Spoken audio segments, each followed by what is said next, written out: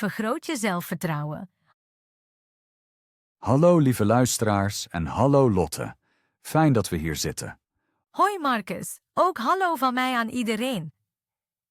Ik ben erg blij. Voordat we beginnen, stellen we ons kort voor, goed? Graag.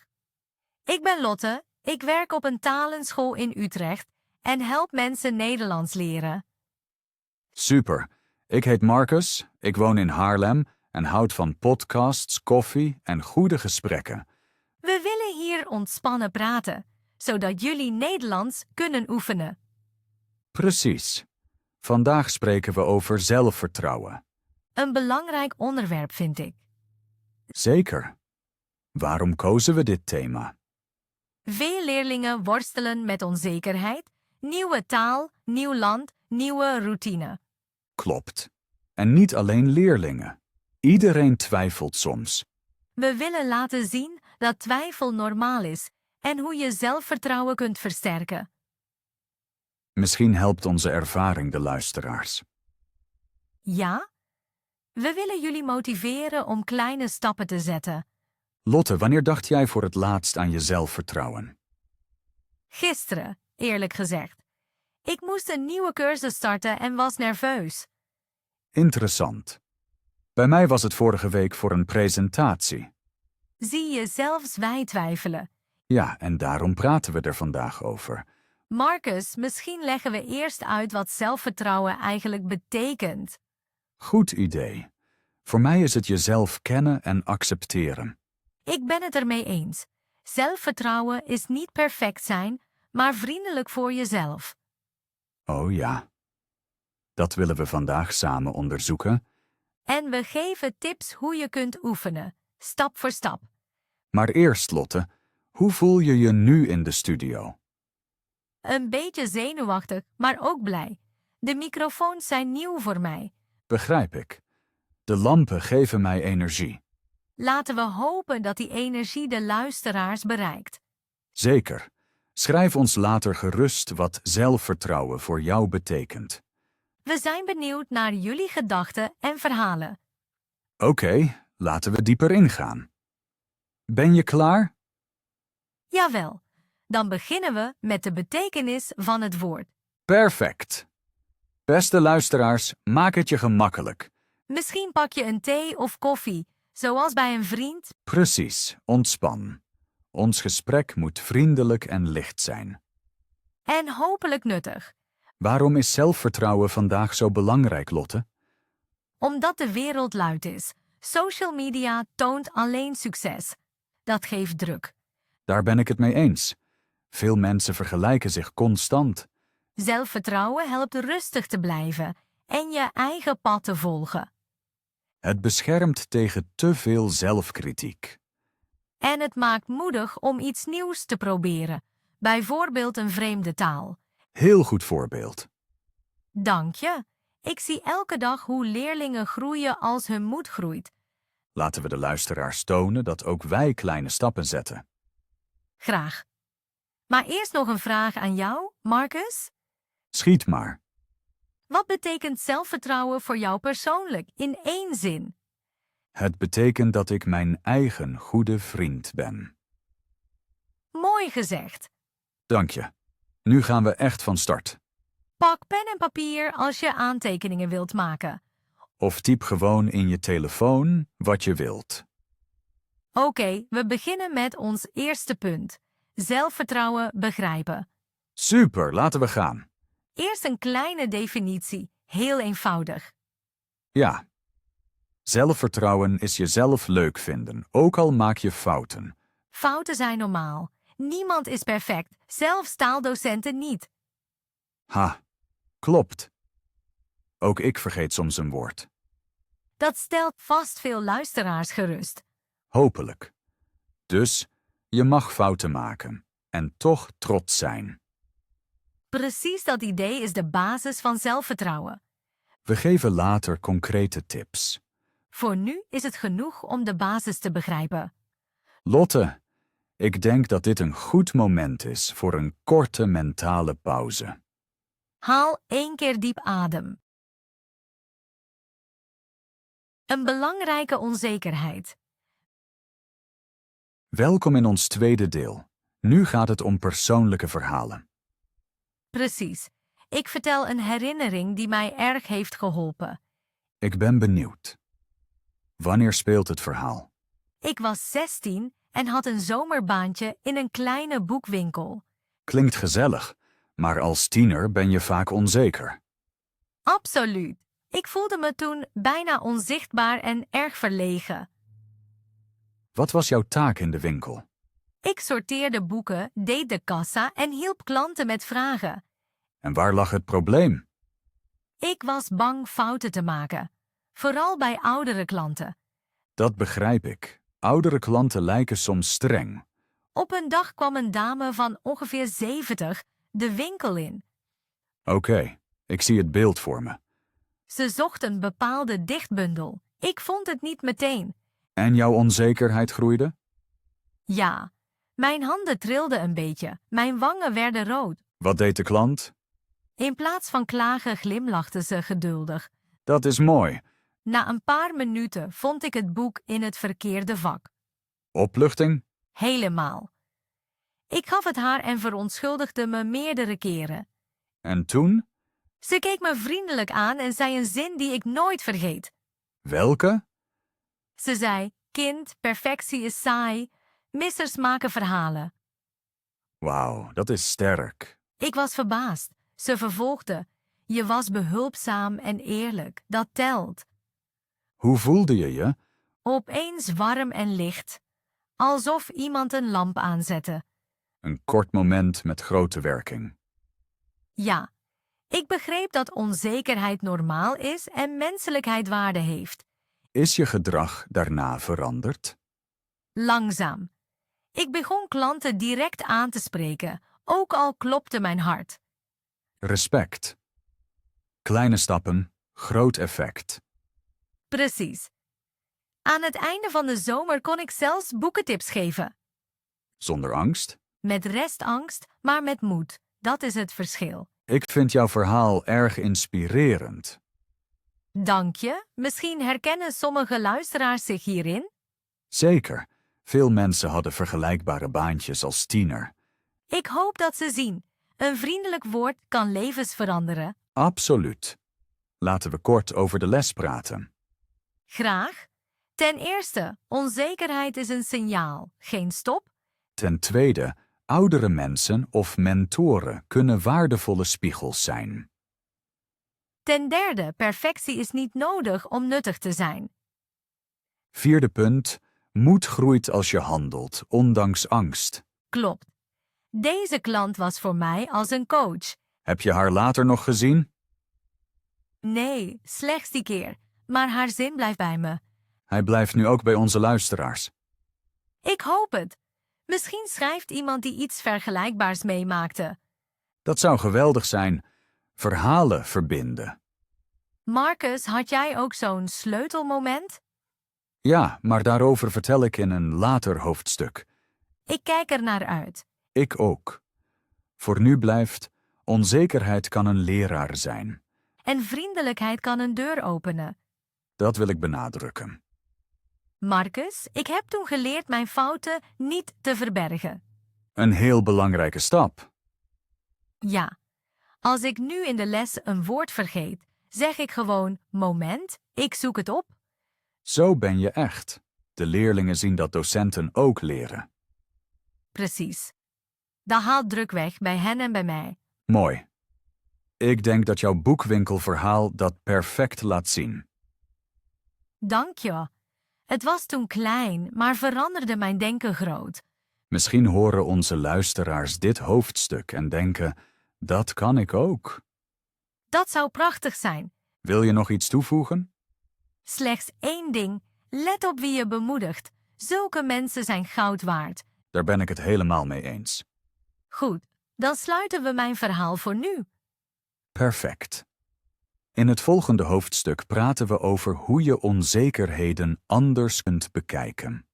Daar kijk ik naar uit. Ik ook. Blijf luisteren, lieve mensen. Tot zo. Schaduwen anders zien. Welkom terug, lieve mensen. Nu bekijken we onzekerheden vanuit een nieuwe hoek. Ja, Marcus. Ik vergelijk onzekerheden graag met kleine schaduwen die naast ons lopen. Mooi beeld. Schaduwen zijn niet slecht. Ze laten alleen zien dat er licht is. Precies. Verplaats je het licht, dan bewegen de schaduwen mee, maar ze blijven in het beeld. Vroeger wilde ik mijn schaduwen gewoon wegknippen. Dat lukte nooit. Ik ook. Toen zag ik dat schaduwen aanwijzingen zijn waar ik kan groeien. Kun je een voorbeeld geven? Natuurlijk.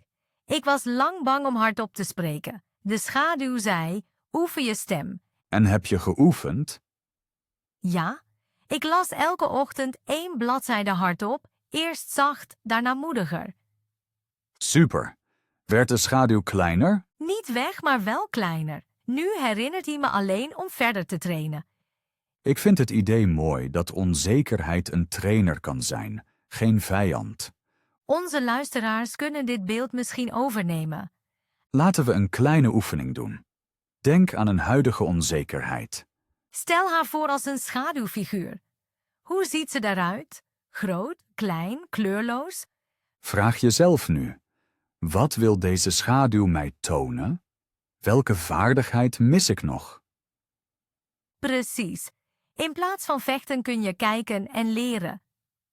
Bij mij was de schaduw vaak mijn angst voor vreemde talen. Ironisch, hè? Heel ironisch, omdat je nu een podcast voor lerenden maakt. Toen op school dacht ik dat elke fout gênant was. En nu? Nu zie ik fouten als kleur in een schilderij. Zonder fouten zou het grijs zijn. Dat is een mooi beeld, Marcus. Dank je. De verandering begon toen ik uitwisselingsstudent in Spanje was. Ik moest praten, hoe fout ook. Dat klinkt stressvol en leerzaam tegelijk. Ja. Op dag 3 lachte iedereen omdat ik polo zei in plaats van polo. Ik lachte mee. De schaduw kromp meteen. Lachen helpt echt, toch? Helemaal. Als we lachen, heeft angst minder macht. Dat moeten onze luisteraars proberen. Lachen over kleine fouten ontwapent onzekerheid. Misschien schrijven jullie ons jullie grappigste leerfout. We lezen het graag. Goed idee. Zo wordt de schaduw een strip, geen monster. Kort samengevat. Ten eerste, onzekerheid is een schaduw, geen vijand. Ten tweede, kijk naar de schaduw en vraag wat hij je wil tonen. Ten derde, handel in kleine stappen. Zo wordt de schaduw kleiner. Ten vierde, glimlach of lach als er iets misgaat. Ten vijfde, deel je verhalen. Samen durf je meer. Marcus, ik merk hoe makkelijk ik nu over onzekerheid praat. Ja, het gesprek zelf maakt de schaduwen zachter. Onze luisteraars kunnen misschien met vrienden over hun schaduwen praten. Of met docenten, mentoren, wie ze vertrouwen. Precies. Belangrijk is om niet alleen in het donker te staan. Ik denk dat we het schaduwconcept goed belicht hebben. Ja? Gaan we naar het volgende hoofdstuk. Zometeen. Laten we de luisteraars nog een mini-huiswerk geven. Oh, goed idee. Wat stel je voor? Schrijf vanavond 3 zinnen. Mijn schaduw heet. Hij laat me. Morgen doe ik. Eenvoudig en krachtig. Je hoeft het niemand te laten zien als je niet wilt. Maar als je wilt delen, vinden we dat natuurlijk leuk. Marcus, dat was een rond hoofdstuk, vind ik. Vind ik ook. De schaduwen hebben nu naam en vorm. Perfect. Dan sluiten we dit deel af. Blijf luisteren. In het volgende stuk krijg je praktische stappen om zelfvertrouwen op te bouwen. Ik kijk al uit naar de tips. Tot zo, lieve mensen. Tot zo. Oh, ik was het bijna vergeten. Let vandaag bewust op wanneer een schaduw opduikt. Noteer tijd en situatie. Zo herken je patronen. Precies. Patronen helpen om de volgende stap te plannen. Ik doe dit nog steeds, vooral voor grote projecten. En? Geeft het je duidelijkheid? Ja. Ik zie dat angst meestal 's ochtends sterker is, dus plan ik pauzes. Interessant. Zulke details maken verschil. Misschien ontdekken onze luisteraars tijden of plaatsen waar de schaduwen luider worden. Dan kun je bewust licht aanzetten, bijvoorbeeld muziek luisteren of kort wandelen. Zo, nu hebben we echt genoeg stof voor vandaag. Helemaal.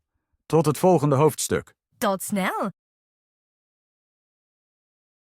Praktische stappen. Nu wordt het concreet, lieve mensen. We delen 5 stappen die zelfvertrouwen versterken. Ja, deze ideeën zijn simpel en kosten weinig. Eerste stap. Verlaat elke dag even je comfortzone. Dat klinkt groot, maar is klein. Groet bijvoorbeeld eerst de buurman.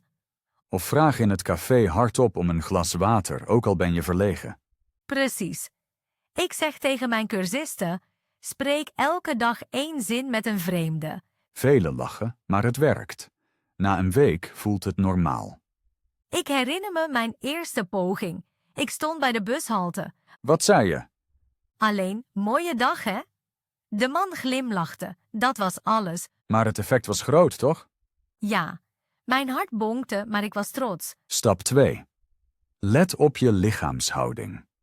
Stel je voor, een draad trekt je hoofd omhoog, schouders terug, borst open. Zo toon je kracht van binnen en van buiten.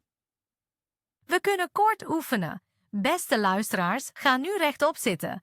Voelen jullie een kleine energieboost? Ik wel. Ik ook. Houding beïnvloedt denken. Dat toont onderzoek. Derde stap. Bereid je goed voor. Veel mensen denken dat zelfvertrouwen gevoel is. Voorbereiding is echter een sterke basis. Stel je een presentatie voor. Hoe beter je oefent, hoe rustiger je wordt. Ik schrijf belangrijke punten op kaartjes en spreek dan luid voor de spiegel. Ik gebruik mijn telefoon. Ik neem mezelf op en luister terug. Eerst klinkt je eigen stem vreemd, maar dat gaat voorbij. Stap 4. Doe maandelijkse mini-challenges. Elke maand een klein avontuur. Alleen naar de bioscoop, nieuw hobby proberen, rondleiding geven. Ik ging vorige maand alleen wandelen. Eerst vreemd, daarna bevrijdend. Ik leidde op het werk een teamproject. Ik twijfelde, maar het lukte. Planning helpt. Kies een datum en beloon jezelf daarna, misschien met taart. Heel belangrijk, want beloning verankert succes in je hoofd. 5e stap. Tem de innerlijke criticus. De criticus zegt, je kunt het nooit. Wij antwoorden, ik probeer het toch. Ik gebruik de techniek stop en vervang. Ik stop de negatieve zin meteen. Dan vervang je hem door een realistische zin, klopt dat? Ja. In plaats van ik ga me schamen, zeg ik kan leren en beter worden. Voor beginners in de Nederlandse les geldt dat net zo. Schrijf misschien 2 zinnen op papier. Links criticus, rechts nieuwe versie. Hang het blad aan de koelkast, zo zie je het elke dag. Lotte, zullen we een kort voorbeeld spelen? Graag, ik ben de criticus. Je accent is gênant. Mijn nieuwe versie. Mijn accent laat zien dat ik moedig leer. Bravo. Voelt meteen beter. Beste luisteraars, speel dit spel nu in je hoofd. Nog een tip. Gebruik vrienden als positieve spiegels. Vraag hen, wat waardeer jij aan mij? Het antwoord verrast vaak. Ik kreeg eens te horen dat mijn rust anderen zekerheid geeft. Dat heb je echt. Het werkt ook hier in de studio. Dank je, Marcus. Dat geeft me weer kracht. Zie je? Alweer een kleine boost. Ik wil nog een mini-idee delen. Een succesdagboek bijhouden. Noteer elke avond 3 dingen die goed gingen. Zo ziet het brein vooruitgang in plaats van alleen fouten. Ik schrijf zelfs piepkleine dingen, zoals op tijd opgestaan. Precies dat maakt het makkelijk. Laten we de 5 stappen kort herhalen. 1. Dagelijks comfortzone verlaten. 2. Houding bewust kiezen. 3. Goede voorbereiding. 4. Maandelijkse uitdagingen plannen. 5. Innerlijke criticus herformuleren. Optioneel plus, vrienden vragen en succesdagboek bijhouden. Precies. Marcus, welke oefening probeer jij deze week? Ik ga elke ochtend rechtop staan en luid goedemorgen zeggen. Mooi! Ik plan een nieuwe challenge. Een onbekende de weg vragen, ook al ken ik de stad. Moedig en effectief. Beste luisteraars, kies nu jullie eerste stap. Schrijf hem op en deel hem als je wilt. We zijn benieuwd naar jullie ideeën en ervaringen. Lotte, ik vind dat deze stappen duidelijke richting geven. Ja, ze zijn klein genoeg om niemand te overbelasten. En groot genoeg om effect te hebben. Precies. Misschien horen we straks dappere bus- of caféverhalen. Dat zou geweldig zijn. Elk verhaal inspireert de volgende persoon. Stel je voor, er ontstaat een ketting van moed. Mooi beeld. Daarmee sluiten we de praktische tips af. In het volgende hoofdstuk praten we over hoe zelfvertrouwen als een spier groeit. Blijf dus luisteren. Pak wat water, rek je uit. We zijn zo terug. Tot zo! Groei als een spier. Welkom terug, lieve mensen. Nu gaat het over langzaam, constant groeien. Ja, we zeggen vaak, zelfvertrouwen is als een spier. Je traint hem geregeld. Van 1 keer opdrukken krijg je geen sterke armen. Klopt. Net zo krijg je geen sterk zelfvertrouwen na 1 moedmoment. Dus we hebben herhaling, pauzes en geduld nodig. Precies. Veel mensen stoppen omdat ze een grote sprong verwachten. Ze zouden juist de kleine vooruitgang moeten vieren. Ik vertel kort over mijn stemoefening. Ik las dagelijks 5 minuten hardop. 5 minuten klinken weinig, maar in een maand is dat meer dan 2 uur. Precies. Het stapelt op. Na 3 maanden voelde ik meer kracht in mijn stem. Mijn voorbeeld is hardlopen. Ik begon met 1 minuut rennen, dan 1 minuut wandelen. Dat heet interval. Hoe lang duurde het tot je 10 minuten kon doorlopen? Ongeveer 6 weken. Elke week voegde ik 1 minuut rennen toe. Perfect. Zo train je ook de innerlijke moedspier. Rust is ook belangrijk. Een spier groeit in de pauze. Dat geldt ook voor zelfvertrouwen. Na een grote presentatie heb je rust nodig. Je kunt wandelen, baden of gewoon slapen. Velen vergeten de pauze en vragen zich af waarom ze opeens uitgeput zijn. Ik had dat eens na 3 intensieve cursusdagen. Ik was leeg. Wat deed je toen? Ik nam een hele zondag zonder afspraken. Daarna voelde ik me weer zeker. Goed punt. Dus training plus pauze geeft groei. Laten we het als formule zeggen: moedactie plus rust. Sterker zelfvertrouwen. Vind ik mooi. We kunnen ook over progressie praten. Progressie betekent de inzet licht verhogen zodra iets makkelijk voelt. Bijvoorbeeld, als groeten in het café makkelijk gaat, vraag je daarna naar de lievelingstaart van de verkoopster. Precies, 1 stap extra. Net als bij gewichten iets zwaarder pakken. Ik zeg tegen mijn cursisten, groet eerst in het Nederlands bij de deur. Daarna maak je smalltalk in de gang. Mooi beeld. Velen lachen, maar het werkt. Marcus, wanneer heb jij voor het laatst bewust progressie gebruikt? Vorige maand bij een webinar. Ik deed eerst alleen de opening. De keer erna nam ik ook de vragensessie over. Super! En hoe voelde dat? Eerst nervositeit, daarna tevredenheid. Nu plan ik het hele webinar zelf te doen. Dat is een duidelijke stap omhoog. Beste luisteraars, stel jullie een simpele trap voor. Elke trede is een kleine nieuwe uitdaging. Blijf op de trede tot hij comfortabel is. Ga dan verder. En glij je eens uit? Geen drama. Gewoon opnieuw opstappen. Juist. Een spier verliest kracht bij lange pauze, maar hij herinnert zich. Dat heet spiergeheugen. Bij zelfvertrouwen is er ook een moedgeheugen. Mooi woord. Het moedgeheugen slaat vorige successen op. Daarom is het succesdagboek zo belangrijk. Het voedt het moedgeheugen. Ik lees mijn oude notities soms terug als ik twijfel voel. En, helpt het? Ja, erg. Ik denk dan, dat heb ik gehaald, dus dit lukt ook. Precies dat effect. Ons brein houdt van bewijs. Laten we een korte oefening voor onze luisteraars doen. Graag. Sluit even je ogen als het kan. Denk aan een klein succes van vorige week. Voel het in je lichaam. Misschien warmte op de borst of een glimlach. Open je ogen. Dat gevoel is jouw innerlijke trainingsgewicht. Til het elke dag op, telkens als twijfel opkomt. Heel eenvoudig, maar krachtig. Marcus, zullen we ook over realistische doelen praten? Zeker. Een te groot doel kan de spier scheuren. Bijvoorbeeld, ik spreek morgen een uur vrij voor 100 mensen, is voor velen te groot.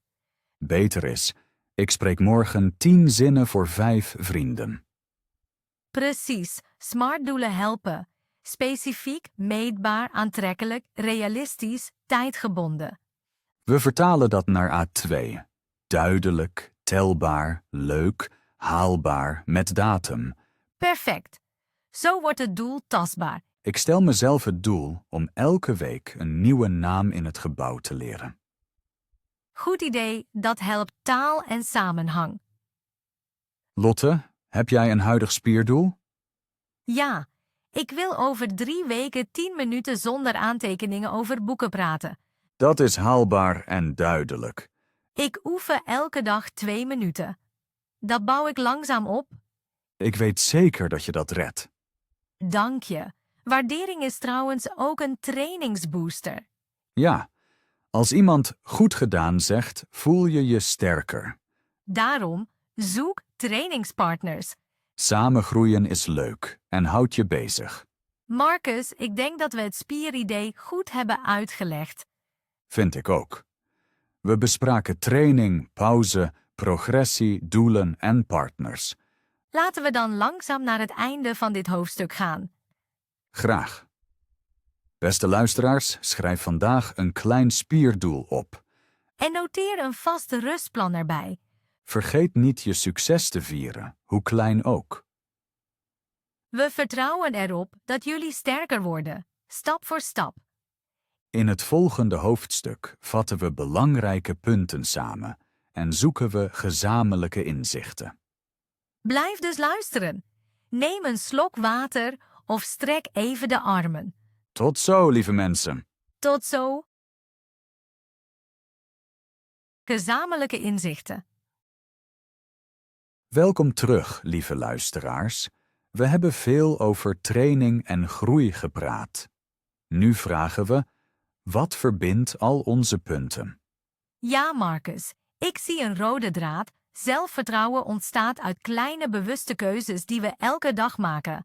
Precies. Elke keuze is een baksteen. Veel stenen bouwen een stevig huis. Ik hou van dat beeld. Een huis met ramen voor licht, dus openheid en deuren voor nieuwe kansen. Heel poetisch. Ik zie dat we steeds over moed en vriendelijkheid spraken. Klopt. Moed zonder vriendelijkheid kan hard lijken. Vriendelijkheid zonder moed blijft soms stil. De mix maakt sterk en sympathiek. Dat geldt voor taal en voor andere delen van het leven. Marcus, laten we 3 kernideeën vastleggen die ons overtuigen. Graag. Eerste idee. Fouten accepteren, omdat ze leraren zijn. Tweede idee. Kleine regelmatige stappen werken beter dan grote, zeldzame. En derde idee. Steun zoeken, bij mensen of hulpmiddelen. Ik merk hoe geruststellend het is om deze punten hardop te zeggen. Ik ook. Het voelt als een innerlijke checklist die je altijd bij je hebt. Misschien maken luisteraars een echte lijst en hangen die bij hun bureau. Super voorstel. Dan zie je hem tijdens leren of werken. Marcus, we hebben successen en tegenslagen gehad. Wat hielp jou na een tegenslag verder te gaan? Eerlijk? Humor. Als ik om mezelf kan lachen, verdwijnt de angst. Bij mij ook. En muziek. Een lied kan mijn stemming totaal veranderen. Goede aanvulling. Misschien maakt iedereen een mood-playlist. Ja, 3 nummers die direct energie geven. Beste luisteraars, schrijf na deze aflevering jullie liedjes op. En speel ze hard af als twijfel klopt. Lotte, zie jij nog een punt waar we het over eens zijn? Ja, dat pauzes geen teken van zwakte zijn, maar deel van het plan. Juist. Pauzes laden de accu en beschermen tegen opgeven. Ik denk dat veel mensen dit herkennen. Iedereen kent uitputting. Precies. Gedeelde ervaring schept verbinding en nieuw zelfvertrouwen. Marcus, we kunnen onze ideeën in 1 korte zin vangen. Wat denk je van kleine moedige stappen, veel vriendelijkheid, goede pauzes? Perfect, dat past op een sticker. Misschien drukken we die ooit. Haha, wie weet. Dan plakken Nederlandsleerlingen hem op hun schriften. Dat zou leuk zijn. Maar zonder gekheid, dit is echt de kern. Ik voel hoe ons gesprek rond wordt. We naderen een gedeelde grond. Ja, een bodem waarop iedereen kan staan, ongeacht taalniveau. Dat bevalt me. Een stevige bodem geeft steun om hoger te springen. Mooi gezegd. Lieve luisteraars, jullie hebben nu tools om jullie sprong voor te bereiden. En wij staan hier, klappen en moedigen jullie aan. Precies. Jullie reis is uniek, maar niet eenzaam. Marcus, heb je nog een laatste vraag voor mij voordat we afsluiten? Ja. Welke mini-stap zet jij vandaag nog? Ik ga in de supermarkt de cachère naar haar favoriete recept vragen. Moedig en vriendelijk tegelijk.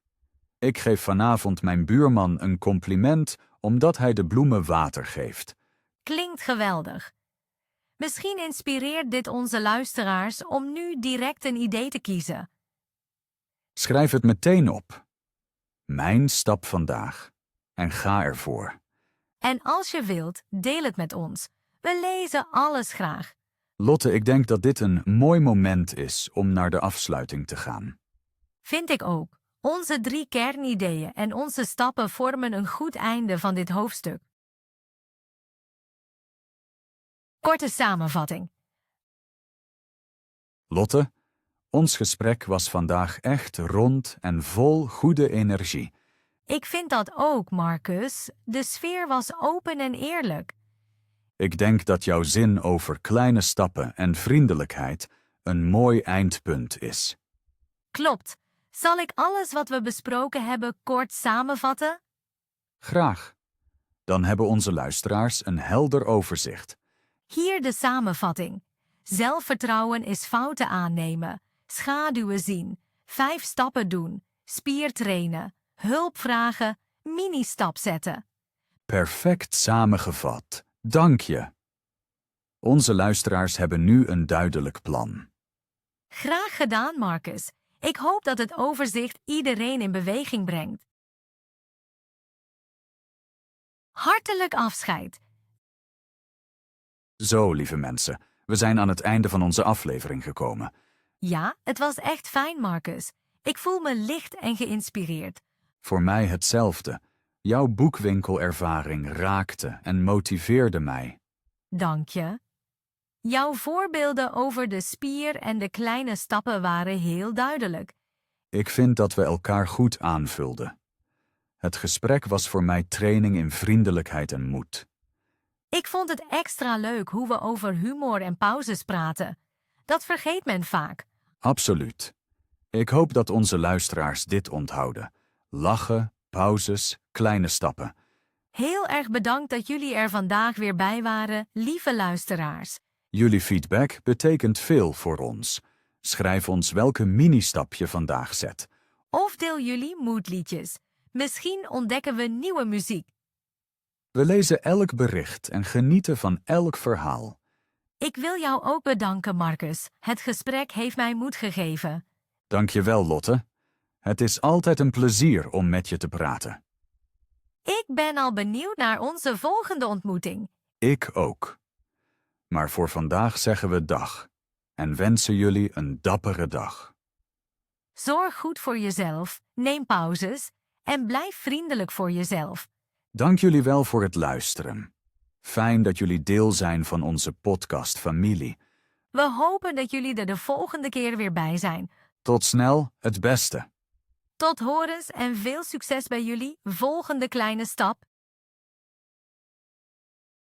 Kleine bonus.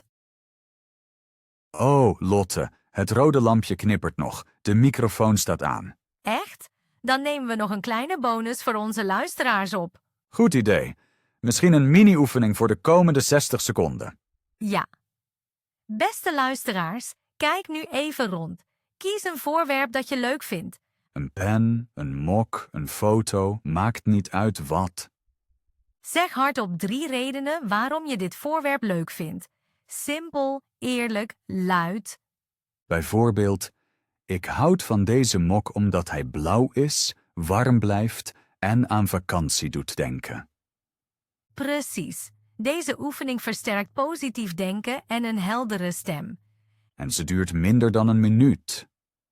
Meteen uitvoerbaar. Als je klaar bent, voel dan even of je je wat frisser voelt. Ik doe het nu met mijn balpen. Klaar? Ga je gang. Ik houd van deze pen omdat hij soepel schrijft, licht voelt en blauw schrijft. Mooi. Je stem klonk meteen sterker. Dank je. Wat neem jij? Mijn kleine zandloper.